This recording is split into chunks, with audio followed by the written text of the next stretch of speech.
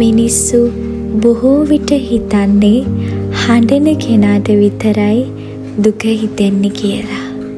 හැබැයි නිහඬව සිටින කෙනෙකුගේ හදවතේ තියෙන බර අපමණයි.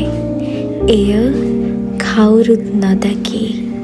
අද කතාව හිතේ හංගගෙන ඉන්න ඒ දුක වචනයකින්වත් පිට නොකරන ඇය සහනි සෙමින්ම තමන්ගේ ජීවිතය ගෙනියන සුන්දර බිරිඳක්. උදේ පාන්දර නැගිටලා හරිම සිනහමුසු මුහුණින් ඇයි ගෙදර වැඩ පටන් ගන්නෙ හරිම ආසාවෙන්. සහනිගේ සැමියා සමන්. ඔහු හරිම ආදරණීය චරිතයක්.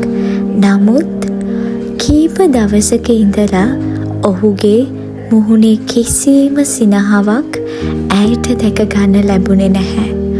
ඔහු හරිම කාර්යබහුලයි. ඇය හරිම නිහඬයි. සහනි ජීවත් වුණේ තමාගේ සැමියාගේ මහා ගෙදර. ඒ හිතපු තරම් ඇයට සුන්දර ජීවිතයක් වුණේ නැහැ. නමුත් ඒ කිසිවක් ඇය නොහිත හිටියේ ඇයට ආදරණීය සැමියෙක් ලැබුණ නිසා. එක දවසක් ඇය රසට හදපු කෑම වේල තමාගේ සැමියාටත් සැමියාගේ පවුලේ හැමෝටම කන්න ඒ ලස්සනට තමාගේ මේසය උඩ පිළිවෙල කරා. ඒ මොහොතේ ඇයට මූණ දෙන්න උනේ කවදාවත් හීනකින්වත් හිතපු නැති දෙයකට. ඒ මොහොතේ තමාගේ නැන්දම්ම තමන්ට බැන වැදුනේ ඇය කවදාවත්ම ඔවුන්ට කෑම පිළිවෙල කරලා දුන්නේ නැහැ වගේ. ඇය පැවසුවේ හරියට මගේ පුතාට කෑම ටිකක්වත් හදලා දෙන්න බැරිද සහනි? සහනිගේ නෙත් කඳුලින් පිරුණේ ඒ විකසමයි. ඇයට හරිම දුකයි.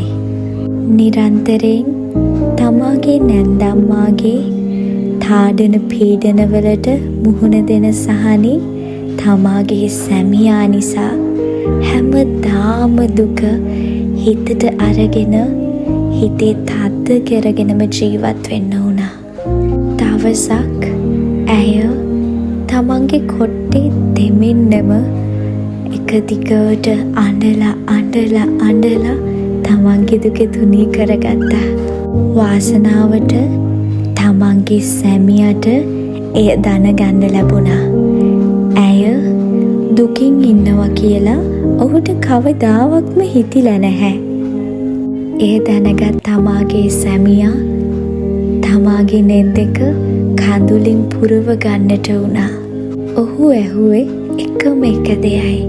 සහනි, ඔයා මේ දුක හිතේ තද කරගෙන ඇයි මෙහෙම කාලය ගත කරේ? ඇයි ඔබ මට මේ කිව්වේ නැත්තේ? මට මේ ගැන හිතා ගන්නවත් බෑ. එදා සිට ඔහු ඇයගේ අතත් අල්ලගෙන පොරොන්දුනේ මම කවදාවත් ඔයාට දුකක් දෙන්න ලෑස්ති නැහැ. මම ඉන්නකම් ඔබව රැක ගන්නවා.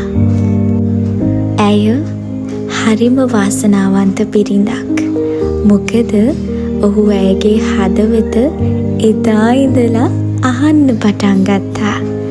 එදා ඉඳලා තමාගේ නැන්දම්මගෙන් කොච්චර තාඩන පීඩන වලට ලක් වුණත් ඇය හිත ශක්තිමත් කරගත්තේ තමාගේ සැමියා නිසා.